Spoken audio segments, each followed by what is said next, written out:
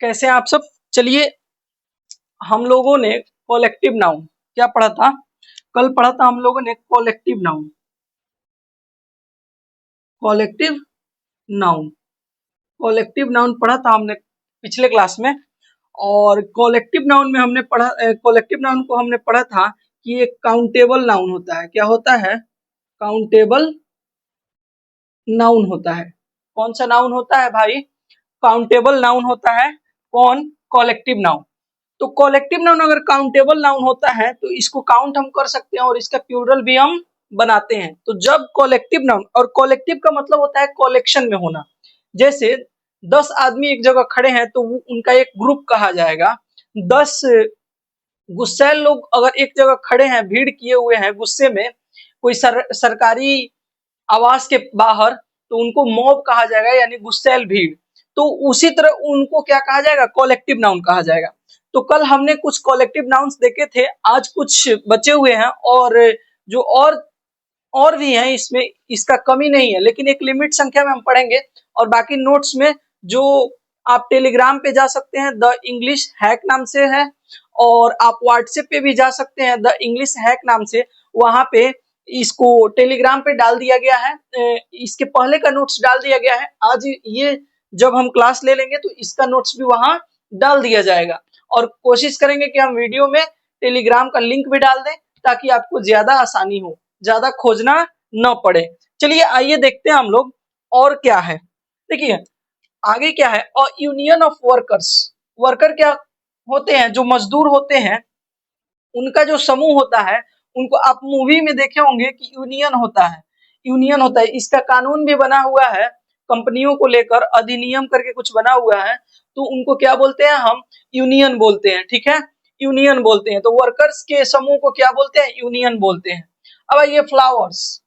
Flowers आप किसी को अगर देते हैं, अगर प्रेम प्रसंग में है, तो आप क्या देते हैं? बुके देते हैं ले जाकर। या कोई बढ़िया जगह पे किसी से मिलने जाते हैं तो आप बुके देते हैं।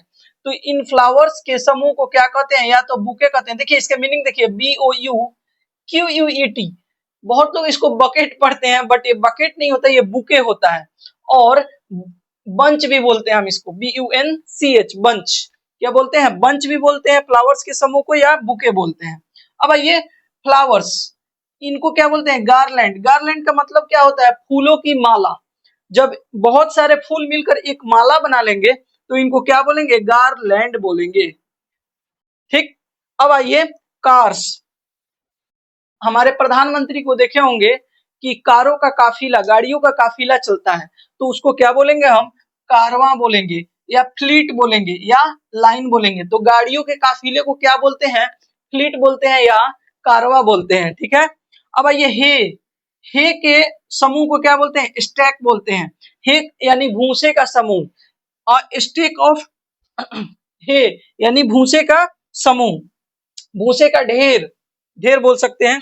अच्छा, स्टिक्स क्या होता है? लकड़ियों का गट्ठर। लकड़ियों का गट्ठर, उसको क्या बोलते हैं? बंडल बोलते हैं। क्या बोलते हैं मेरे भाई? बंडल बोलते हैं लकड़ियों के गट्ठर को। अब आइए टूल्स या क्वेश्चंस। आप जाते हैं क्वेश्चन का सेट मारने, आप बोलते हैं जा रहे हैं सेट मारने, तो क्वेश्चंस के समूह को क्या बोलते हैं? सेट बोलते हैं। और जो टूल्स होते हैं, टूल्स क्या होते हैं? जो नट बोल्ट खोलने वाले, कैंची, ये सब मिला के टूल्स होते हैं। बहुत सारे तरह के टूल्स होते हैं। तो इनका भी क्या होता है? सेट्स होता है, सेट होता है। ठीक। अब ये अंडों के समूह को, बहुत सारे अंडे एक जगह होते हैं समूह में, उनको क्या बोलते हैं? क्लच बोलते हैं। एक होता है गाड़ियों में क्लच, एक गाड़ियों में क्लच होता है, बट ये वो क्लच नहीं है, ये अंडों का समूह है। Clutch, CLUTCH, clutch. अब ये क्रोकोडाइल्स। देखिए इसमें थोड़ा सा समझना है। क्रोकोडाइल्स क्या होता है? उभयचर होता है। उभयचर का मतलब जो पानी में भी रहता है और जमीन पे भी रहता है। जो पानी में भी रहता है, वाटर में भी रहता है, और लैंड पे भी रहता है, भूमि में भी रहता है। ठीक। तो जब वाटर में क्रोकोडाइल्स का समूह चलेगा, जैसे मछलियों में पढ़े थे ना हम, स्कूल पढ़े थे और एक पढ़े थे। ठीक। तो जो क्रोकोडाइल होता है जब पानी में चलता है साथ में, तो इनको क्या बोलते हैं? फ्लोट बोलते हैं, FLOAT, फ्लोट। इसको याद करने का तरीका क्या है? बोट पानी में चलता है, BOAT, तो BOAT की जगह FLOAT, फ्लोट कर दीजिए। ठीक। अच्छा, BAS के बास, ये क्या होता है? जब ये लैंड पे रहेंगे तो ये क्या रहेंगे, बास्क रहेंगे, ठीक है। अब ये बटरफ्लाइज यानी तितलियों का समूह क्या कहा जाता है, फ्लटर, FLUTTER, फ्लटर। तितलियों के समूह को क्या कहते हैं मेरे भाई, फ्लटर बोलते हैं, ठीक है। अब आइए जिराफ क्या होते हैं, लंबे लंबे होते हैं जिराफ। जिराफ तो आपने देखा होगा, और कुछ नहीं तो चिड़ियाघर में तो देखा होगा आपने। तो जिराफ क्या होते हैं, लंबे लंबे होते हैं टावर के जैसे, तो उनके समूह को क्या बोलते हैं, टावर बोलते हैं। जिराफ के समूह को क्या बोलते हैं, टावर बोलते हैं। ग्रेन्स यानी अनाजों के समूह को क्या बोलते हैं, सीफ बोलते हैं, ठीक। और कॉर्न का मतलब भी एक तरह से जैसे गेहूं को गेहूं को गट्ठर करके उठाना, या कॉर्न एक वो होता है जो मक्का का होता है। तो इन सब के समूह को भी क्या बोलते हैं, सीफ बोलते हैं। क्या बोलते हैं, सीफ बोलते हैं। और ग्रेन्स के समूह को भी, अनाजों के समूह को, ढेर को भी क्या बोलते हैं, सीफ्स बोलते हैं, ठीक। दो चीजें देखना है, अनाजों का समूह, अच्छा, अनाज के पौधों का समूह, ठीक। और अनाज के भूसा का समूह। तो भूसा का क्या होगा, स्टैक होगा। ग्रेन का क्या होगा, सीफ होगा। और कॉर्न का भी सीफ होगा। तो यहाँ पे हम लगभग खत्म कर चुके हैं कॉलेक्टिव नाउन।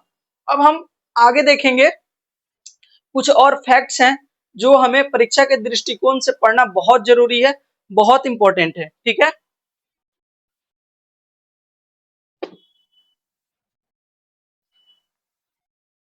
आइए देखते हैं अब हम लोग कुछ नाउन से अलग हटके टॉपिक, लेकिन वो नाउन के लिए बहुत इंपॉर्टेंट है।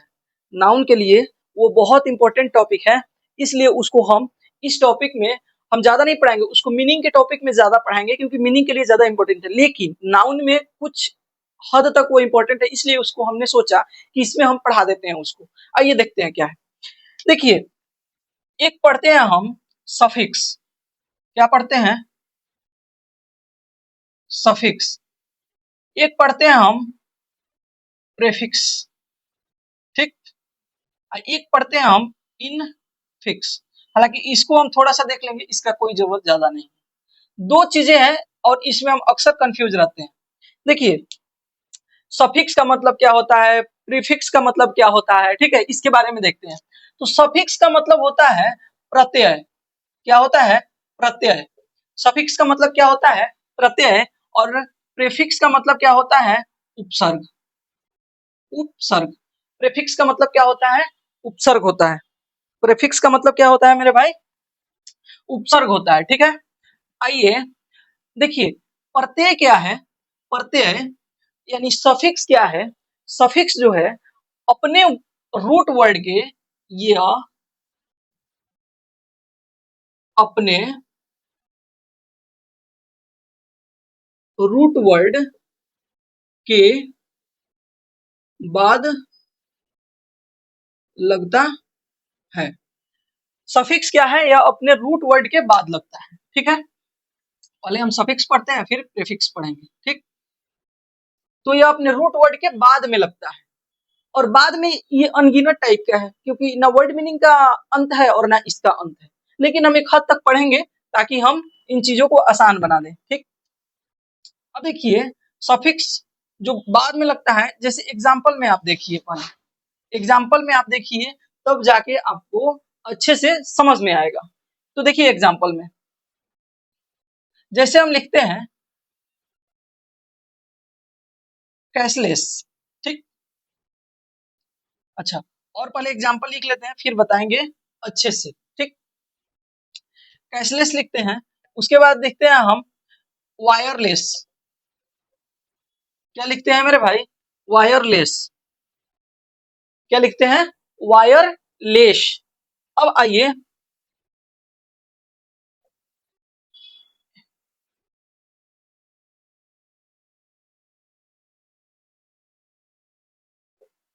एरोफोबिया। क्या लिखे, एरोफोबिया। एरोफोबिया हमने लिखा। अब आप कहिएगा ये कहाँ ले जा रहे हैं सर फोबिया ओबिया में, तो थोड़ा सा इंतजार कीजिए, बहुत मजा आएगा आपको पढ़ने में, ठीक। अब लिखते हैं हम ड्राइवर, ठीक। अब लिखते हैं हम वर्कर, ठीक। ये सब, अच्छा इसको भी नहीं,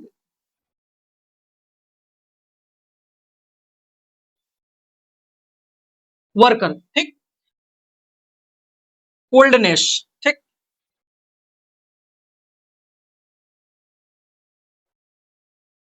स्वीटनेस अब लिखते हैं हम लवली,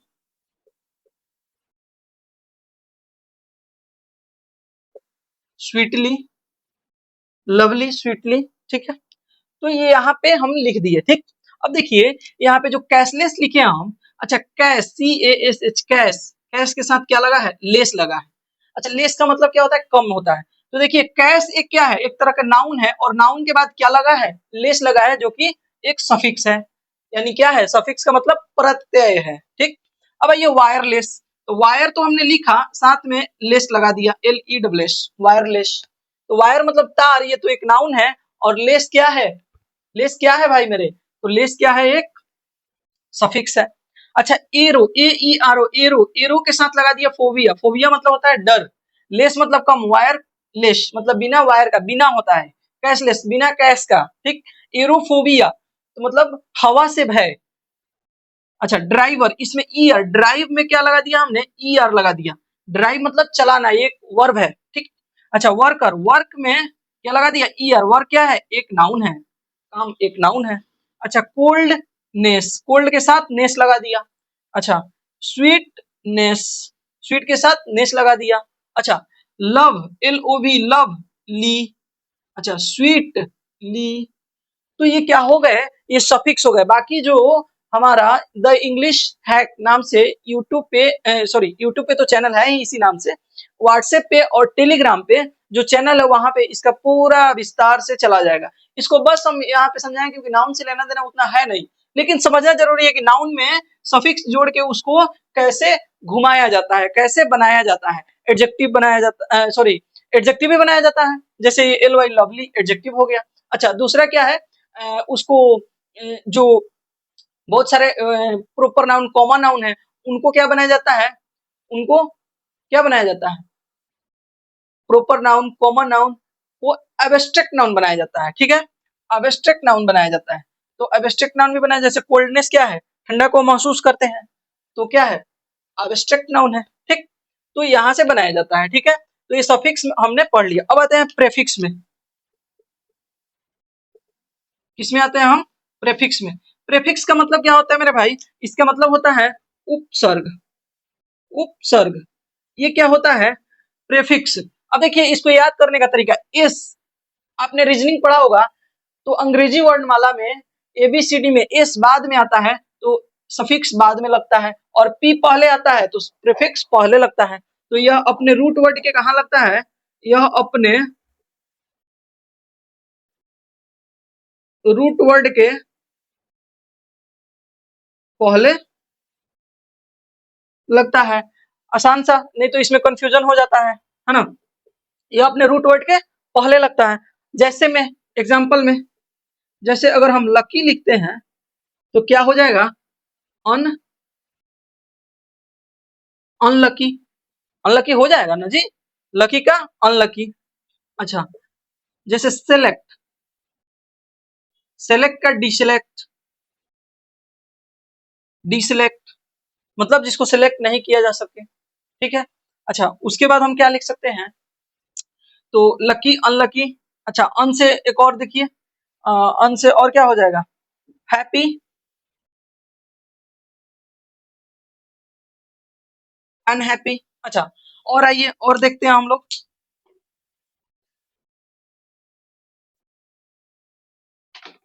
देखिए एक री से शुरू होता है, जैसे री से देखिए, री से क्या होता है, रीबिल्ट, बिल्ट है तो उसको रीबिल्ड करेंगे मतलब दोबारा। अच्छा रीओपन, रीओपन होता है, ओपन का रीओपन। अच्छा उसके बाद इम से भी होता है, परफेक्ट होता है तो उसको हम इम परफेक्ट बोलते हैं ना, इम परफेक्ट। हाँ अच्छा आई आर से भी होता है, रेस्पॉन्सिबल, RE, रेस्पॉन्सिबल, रेस्पॉन्सिबल। तो रेस्पॉन्सिबल को हम क्या लगा सकते हैं, EIR, इरेस्पॉन्सिबल, इरेस्पॉन्सिबल, ठीक। अच्छा एक इन से होता है, इन से भी होता है, जैसे कंप्लीट, कंप्लीट, कंप्लीट को हम क्या लिखते हैं, इनकम्प्लीट, इनकम्प्लीट हम लिखते हैं, इनसे भी बनाते हैं हम, ठीक है। तो इस तरह से बहुत सारे प्रीफिक्स भी आते हैं हमारे पास। और प्रीफिक्स हम यूज भी करते हैं निर्धड़े से, लेकिन हमें पता नहीं चलता है कि कौन कहाँ यूज कर रहे हैं। और इसी का मीनिंग जैसे इनकम्प्लीट, इन मतलब जो नहीं हो। हाँ, इस वर्ड मीनिंग में बहुत फायदा मिलता है, बहुत ज्यादा फायदा मिलता है। तो वर्ड मीनिंग का जब हम क्लास कराएंगे ए टू जेड सीरीज में, तो उसमें इसको पहले ए टू जेड सीरीज तो कराएंगे, लेकिन इसको भी हम पढ़ाएंगे विस्तार रूप से, पूरा पढ़ाएंगे किसका मतलब क्या होता है, किसका मतलब क्या नहीं होता है। क्योंकि इसको पढ़ लेने के बाद एक अंदाजा लग जाता है वर्ड मीनिंग का, तो उसको हम अंदाजा लगाना हम सिखाएंगे। ठीक है, उसको अंदाजा। एक एंटी भी होता है, जैसे आप इंग्लिश नहीं पढ़ते हैं तो एंटी इंग्लिश बोल सकते हैं। अच्छा, को सी ओ भी होता है एक, जैसे को फाउंडर होता है ना, तो ये भी तो प्रीफिक्स हो गया, मतलब को मतलब साथी होता है ना, साथी। को फाउंडर, फाउंडर का को है, उसका सहभागी है, साथी है, सहायक है, जैसे जो बोल लीजिए। ठीक है, तो ये होता है। ठीक है, तो प्रीफिक्स और सफिक्स हम यहाँ पे समझ लिए। चलो भाई, तो हम अब नाउन के फंक्शन के बारे में चलते हैं, आगे बढ़ते हैं। ठीक है, देखो सबसे बड़ी बात है नाउन में पढ़ना। देखो भाई, फिर हम आते हैं प्रॉपर नाउन में। प्रॉपर नाउन में देखो, प्रॉपर नाउन में आर्टिकल, आर्टिकल यूज नहीं होता है। अच्छा, प्रॉपर नाउन का जो बिगिनिंग लेटर होता है, बिगिनिंग लेटर ऑलवेज कैपिटल। जैसे बिगिनिंग लेटर क्या होगा, जैसे लिखते हैं हम राम, तो राम क्या है, एक नाम है जो खास नाम है, तो ये प्रॉपर नाउन होगा। तो राम को हम आर ए एम, यानी ये स्मॉल नहीं लिख सकते हैं, ये स्मॉल नहीं लिख सकते हैं, गलत हो जाएगा। ठीक, अच्छा, इसका प्लूरल, प्लूरल नहीं बनेगा प्रॉपर नाउन का। अब देखो कैसे, जैसे एग्जांपल से समझो भाई, जैसे लिखते हैं हम the Ram's is a good boy, गलत है, सॉरी, यहाँ पे द राम। क्यों? क्योंकि यहाँ आर्टिकल है। आर्टिकल क्या होता है, ए एन और द को क्या बोलते हैं, आर्टिकल बोलते हैं। ठीक है, the Ram is a good boy, तो यहाँ पे आर्टिकल लग गया तो गलत हो गया। अगर हम लिखते हैं Ram's is a good boy, तो भी गलत हो गया। क्यों गलत हो गया? क्योंकि यहाँ पे हम प्लूरल बना दिए राम का। डायरेक्ट क्या होगा, Ram is a good boy, ये सही होगा। ठीक, तो यहाँ पे ये सही होगा। ठीक है, तो यहाँ पे प्रॉपर नाउन हम पढ़ लिए। अब आइए आगे चलते हैं। ठीक है, देखिए कुछ स्थिति में हम प्रॉपर नाउन में भी आर्टिकल लगा सकते हैं। ये सामान्यतः आता है, इसके साथ कॉपी में लिखा हुआ है, यानी नोट्स में सामान्यतः आर्टिकल का यूज नहीं होता है। जैसे देखिए, जब प्रॉपर नाउन से उसके गुणों को बताएंगे, क्या बताएंगे, उसके गुणों को बताएं, तब आर्टिकल लगेगा। क्यों? क्योंकि वह खास हो जाएगा एवं कॉमन नाउन का काम करेगा। ठीक है, कॉमन नाउन का काम। अब जैसे देखो एग्जांपल में भाई, एग्जांपल में देखो, जैसे लिखते हैं रोहन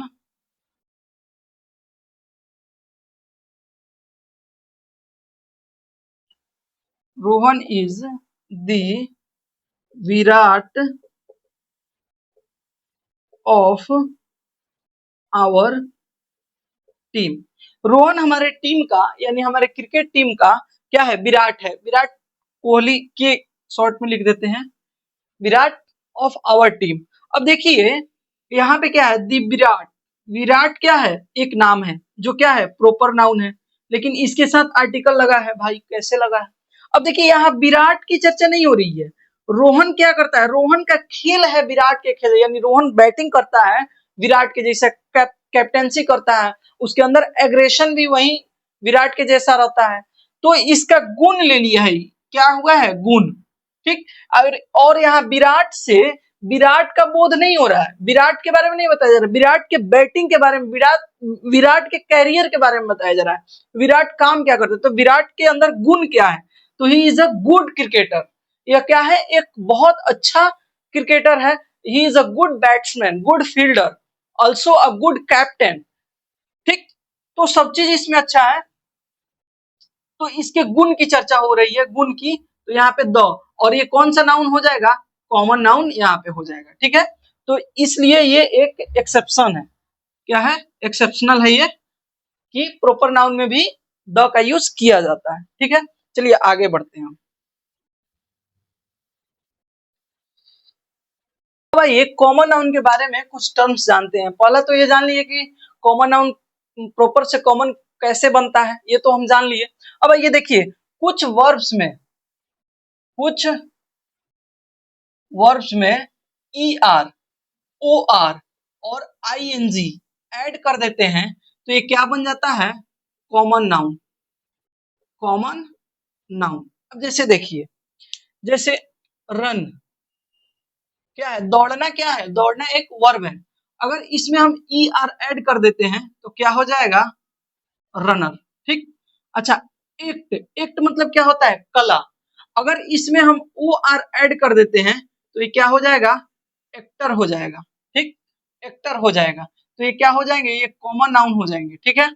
अब आइए इसमें अगर हम सिंग, अगर हम गाना गाते हैं, सिंग, सिंग मतलब गाना, यानी ये एक वर्ब है, इसमें आई एन जी हम अगर जोड़ देते हैं तो ये क्या हो जाएगा, सिंगिंग हो जाएगा, यानी गाना गाना गाना, तो ये क्या हो जाएगा, कॉमन नाउन की श्रेणी में आ जाएगा सिंगिंग, ठीक है।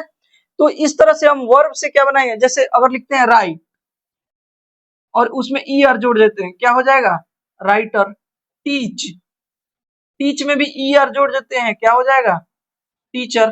टीचर से पूरे टीचर का बोध हो जाएगा, राइटर से पूरे राइटर का। अच्छा, सिंग में आई एन जी ना जोड़ के अगर ई आर जोड़ते हैं, हम ई आर जोड़ते हैं तो क्या हो जाएगा, सिंगर, तो पूरे सिंगर का, पूरे एक्टर का, पूरे रनर का बोध होगा, ठीक है। तो इस तरह से हम इसको बनाएंगे, ठीक। अब आइए देखते हैं कॉमन नाउन के बारे में कुछ और फैक्ट। चलिए देखिए मेरे भाई, एक होता है, आराम आराम से समझिए, कॉमन नाउन क्या होता है, कॉमन नाउन, और एक होता है कॉलेक्टिव नाउन। अच्छा, ये दोनों किसका पार्ट है, तो काउंटेबल नाउन होता है, यानी जिसको हम गिन सकते हैं, पिछले ही क्लास में पढ़ाए हैं कि काउंटेबल नाउन क्या होता है, अगर नहीं पढ़े हैं तो जाके पढ़िए, बहुत मजा आएगा उस क्लास में भी। देखो भाई, कंटेंट पे जाओ, ज्यादा क्वालिटी पे नहीं जाओ, क्वालिटी पे जाओगे तो क्वालिटी का अंत नहीं है, 4K 5K कहाँ तक जाओगे, तो इसलिए पढ़ने पे ध्यान दो, ये भी बहुत अच्छे से क्वालिटी जा रहा होगा फिर भी, ठीक है। तो ये काउंटेबल नाउन है, अगर ये काउंटेबल नाउन है तो इसका प्लूरल भी बनेगा, क्योंकि काउंटेबल नाउन सिंगुलर होता है, प्लूरल बनेगा दोनों का, और इनके साथ आर्टिकल का यूज भी होगा, दोनों होगा। जैसे देखते हैं एग्जांपल में, boys are playing in the ground, boys are playing in the ground. अच्छा, टू हर्ड ऑफ कैटल या काउज आर ग्रेजिंग, मतलब दो समूह जो है काऊ का, मतलब दो दो गायों के समूह को क्या बोलते हैं, हर्ड बोलते हैं, या कैटल यानी मवेशियों के समूह को भी हर्ड बोलते हैं। तो दो हर्ड है, एक हर्ड इधर है, एक हर्ड, मतलब दो आदमी लाया है अपना अपना हर्ड में, देखते होंगे गाँव में बहुत गायों को लेकर चराने जाता है लोग, तो दो हर्ड ले गया है लोग, तो वो दो हर्ड पास पास ही चराता है लोग लगभग, तो two herds of cattle, two herd of cattle या काउज आर ग्रेजिंग, तो इसका क्या हो गया, प्लूरल बन गया, इसका क्या हो गया, प्लूरल बन गया, ठीक है।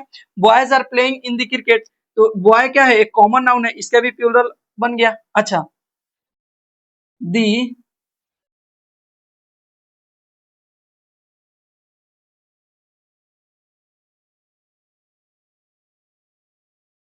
Children are naughty. अब देखिए एक चीज और बताते हैं, इसमें आर्टिकल कब लगेगा, जब हम इसको स्पेसिफाई करेंगे, मतलब हम या डिनोट करेंगे कि हाँ यही चिल्ड्रंस है। तो दी चिल्ड्रन, दी का मतलब दिस या डेट होता है, दी का मतलब दिस या डेट भी होता है, ठीक है। ग्रामर के सेंस में या बोलने के भी सेंस में दी का मतलब दिस या डेट होता है, ठीक है। तो दी चिल्ड्रन आर नॉटी, हम देखे 5 चिल्ड्रन जा रहे हैं, बदमाशी कर रहे हैं, तो मुझे दी चिल्ड्रन आर नॉटी। तो यहाँ पे चिल्ड्रन क्या है, एक कॉमन नाउन है, लेकिन इसके साथ आर्टिकल आया, क्यों? क्योंकि हम उनको इंडिकेट किए, इशारा किए, हम उनको डिनोट किए, निश्चित किए कि हाँ यही चिल्ड्रंस है, ठीक है। तो यहाँ पे स्पेसिफाई जब करेंगे तो ये चीजें होंगी, ठीक है। तो कॉमन नाउन और कलेक्टिव नाउन के बारे में हम पढ़ लिए। अब चलिए आगे चलते हैं।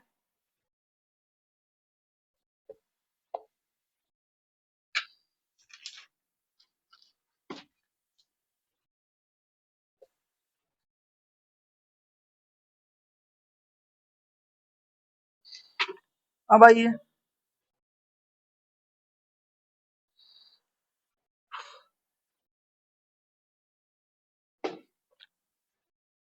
अब देखिए क्या है मटेरियल नाउन और एब्स्ट्रैक्ट नाउन।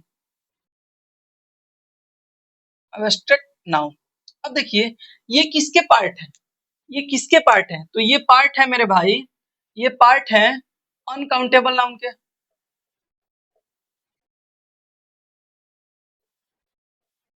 अब देखो भाई, पिछले बहुत सारे लोग इस तरह से नहीं पढ़ाते हैं कि दो दो नाउन को स्पेसिफाई करके उसको मॉडर्न को और ओल्ड को एक में मिक्स करवा दें, लेकिन हम ऐसे बता रहे थे। आप पिछले वीडियो में जाके देख रहे होंगे, देख लीजिएगा या देखे होंगे कि हमने इस तरह से ही बताया हुआ है।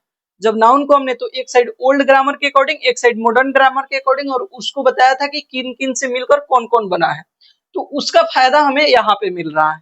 तो आगे को देखते हुए अगर उस इस तरह से बताया जाए तो ज्यादा समझ में आती है, ठीक है। तो आइए देखते हैं। अब मटेरियल नाउन और एब्स्ट्रैक्ट नाउन जो होते हैं अनकाउंटेबल नाउन के पार्ट होते हैं, तो इनका प्लूरल बनेगा क्या? प्लूरल नहीं बनेगा। इनके साथ आर्टिकल लगेगा क्या? सामान्यतः नहीं। भाई कुछ परिस्थितियों में लग भी जाता है, तो सामान्यतः नहीं लगेगा आर्टिकल इनके साथ, ठीक है। सामान्यतः नहीं लगेगा। अब आइए एग्जाम्पल देखते हैं, एग्जाम्पल देखते हैं। जैसे देखिए, दी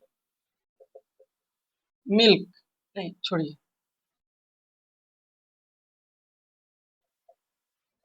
दी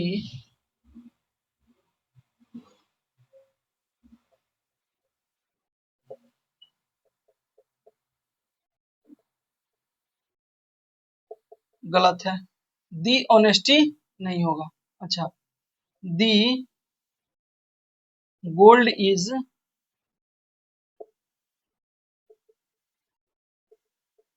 प्रीशियस, गलत है।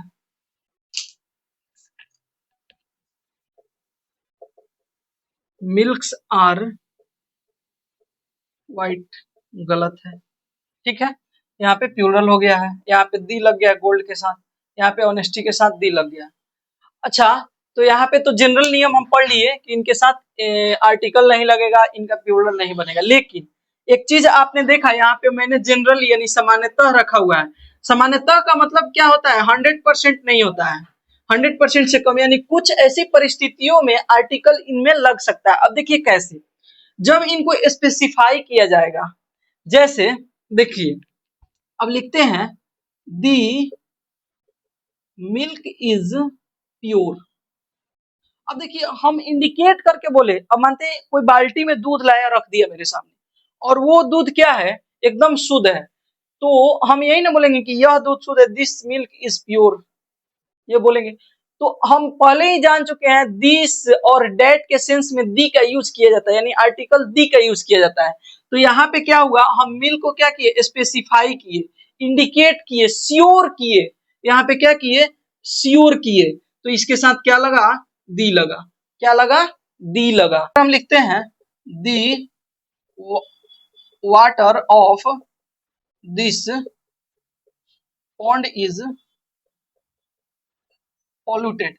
अब देखिए the water of this pond is polluted, तो हम इंडिकेट कर रहे हैं कि केवल इसी पॉन्ड का क्या है, पानी वो क्या है, पॉल्यूटेड है। यानी क्या है, पॉल्यूटेड का मतलब क्या होता है, प्रदूषित है, यानी खराब है। तो इसके साथ दी एकदम सही है। ठीक। अच्छा, अब stake noun the honesty of Ram is, the honesty of Ram is credible, मतलब इनक्रेडिबल।